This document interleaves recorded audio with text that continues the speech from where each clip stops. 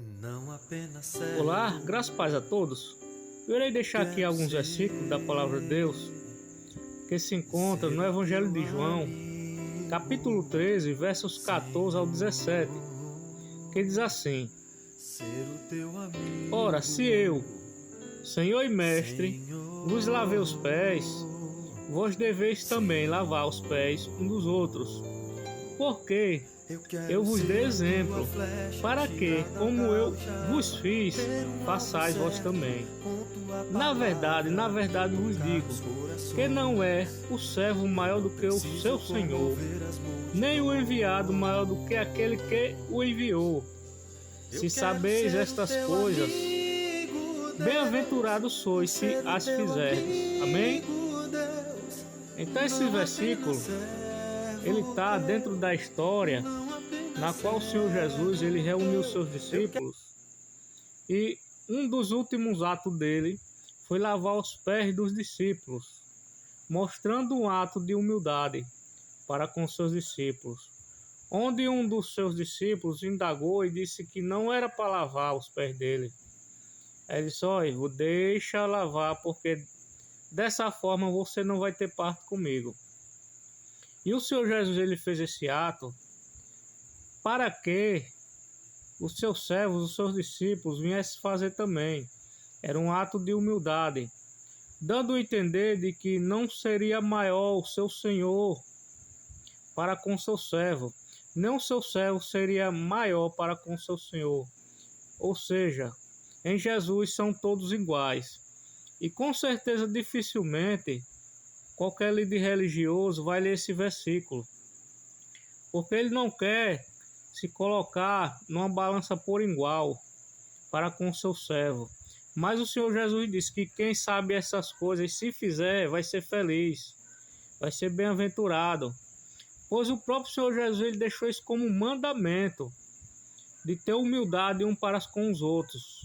Mesmo se não fazer esse ato, esse mandamento, literalmente, na prática, mas que pelo menos seja humilde.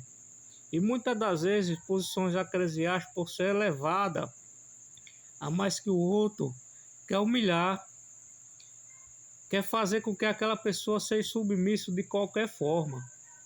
E não porque aquela pessoa seja exemplo.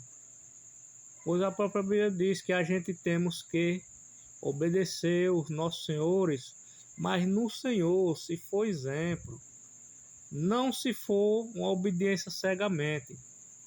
Amém? Então o Senhor Jesus ele deixou esse ato para que todo aquele que quiser ser mestre, que quiser ser senhor, seja humilde e não queira usar do seu senhorio para humilhar o seu servo. Amém?